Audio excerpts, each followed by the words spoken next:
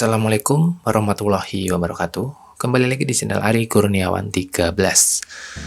Halo teman-teman, kemarin saya udah bahas Pixel 4a ya. Kali ini saya mau bahas beberapa hal terkait beli atau panduan beli Google Pixel dan beberapa toko rekomendasi yang pernah saya pesan, pernah saya beli di situ ya. Jadi ada banyak nih, saya udah merangkum cukup banyak di sini poin-poinnya. Sebenarnya ini bisa diterapkan untuk beli HP apapun ya, HP second terutama. Dan lebih khusus lagi untuk HP-HP yang non resmi. Jadi ada beberapa nih, saya langsung aja ya. Panduan yang pertama yaitu untuk panduan umum yang pertama adalah riset harga pasaran. Jadi misalnya nih ada dua HP ya. Ini ada Xperia XZ2 Compact sama Google Pixel 4a. Nah, dua-duanya tentu memiliki pangsa pasar yang berbeda karena ini sekarang jatuhnya udah murah banget ya. Yang XZ2 Compact itu 1,2 jutaan udah dapet. Sementara untuk Pixel 4a ini unitnya masih cukup langka dan harganya masih ya agak-agak jomplang gitu ya. Di satu toko dengan toko yang lainnya itu perbedaannya cukup jauh. Nah, untuk Google Pixel 4a ini contohnya ya, untuk panduan umum teman-teman, kalau kalian riset harga, kalian harus benar-benar ngecek deskripsi dari produknya. Karena sejauh ini ada dua jenis nih, Google Pixel 4a yang resmi atau udah bayar pajaknya di bea cukai, dan ada juga yang unit batangan atau non resmi yang ya unit-unit ex Jepang seperti HP-HP Google Pixel lainnya ya yang beredar di Indonesia. Nah, itu harganya tuh sangat jauh berbeda. Untuk unit yang resmi ya yang udah bayar pajak itu di kisaran 4 jutaan ya, 4 sampai 4,5 lah, bergantung dengan kondisi dan kelengkapan. Tapi rata-rata kalau kalian beli yang udah bayar pajak itu biasanya full set. Begitu juga dengan HP lain, gak harus Google Pixel sih. Kalau dia udah bayar pajak tuh rata-rata harganya jauh di atas harga yang mungkin menurut kalian wah nggak worth it nih beli HP second kok harganya segitu gitu.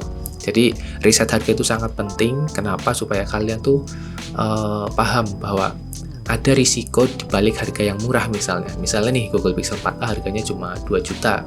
Kok yang lain ada yang jual 2,3. Kalian harus patut waspada nih yang 2 juta pas itu karena apa dan yang 2,3 itu yang ditawarkan apa. Itu paling penting. Jangan wah ini beli di sini aja murah, tahu-taunya unitnya shadow misalnya. Unitnya ada bercak-bercak di layar.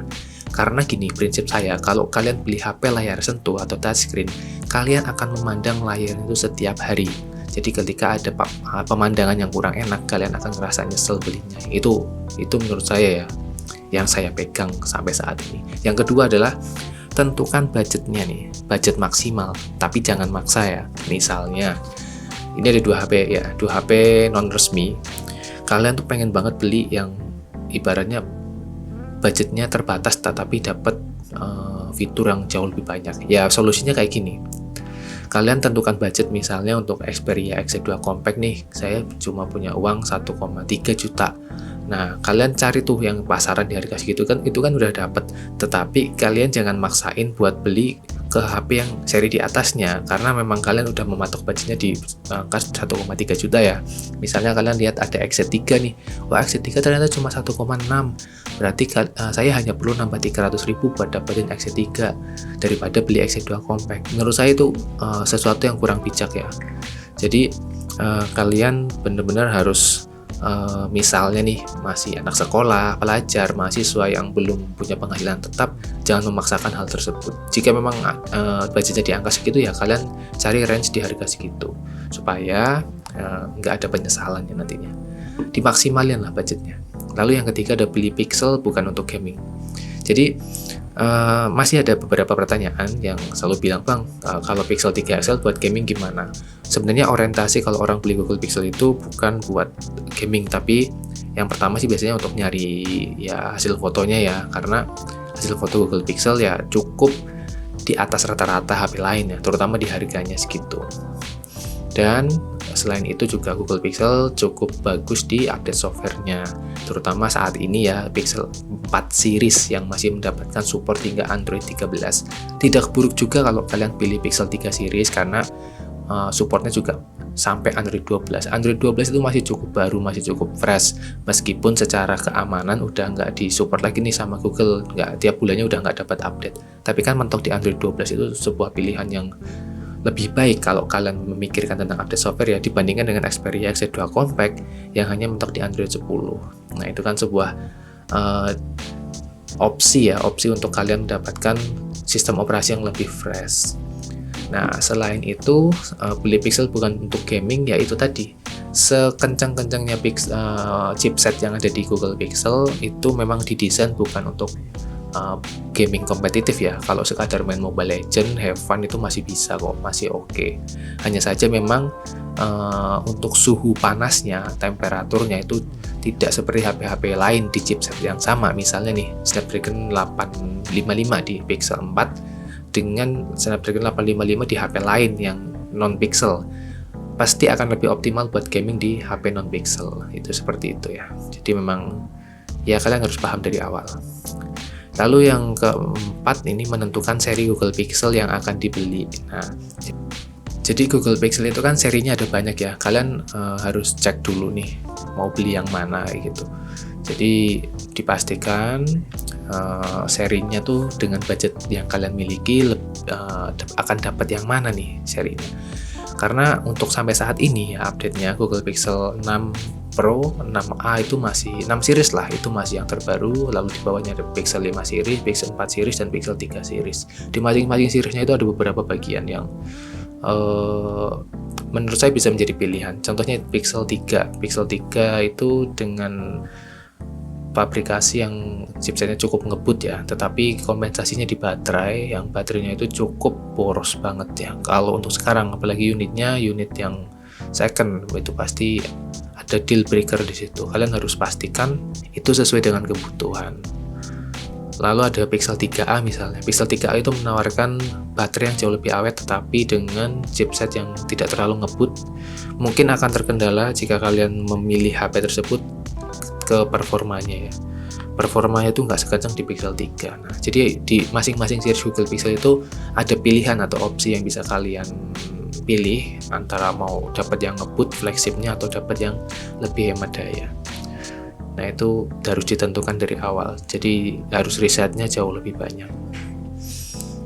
Nah, berikutnya nih yang nomor 5. Riset spesifikasi dan informasi produk. Nah, untuk informasi produk terus informasi spesifikasi itu sebenarnya kalian bisa cari di GSM Arena nih. Misalnya saya mau cari Pixel 4a. Udah ketik aja Pixel 4a, kalian cari yang GSM Arena. Nah, spesifikasi lengkapnya itu ada di sini. Mulai dari chipsetnya pakai apa, RAM-nya berapa, baterainya berapa, terus ada informasi pakai dual SIM atau enggak kayak gitu ya. Layarnya pakai panel apa, itu ada semua. Dan informasi di sini cukup akurat ya, website yang menyediakan informasi cukup cepat dan update di sini. Nih kayak contohnya Pixel 4a ini sudah ada opsi untuk upgradable to Android 13. Ini kan udah diupdate berarti sama yang punya website ini. Jadi cukup akurat, bisa kalian jadikan acuan atau patokan supaya dapat informasi yang lebih lengkap aja. Lalu berikutnya adalah gabung komunitas. Baca-baca dulu, jangan banyak tanya. Komunitas yang saya maksud itu Facebook ya, yang cukup aktif tentang Pixel. Misalnya kalian gabung ke Google Pixel Indonesia.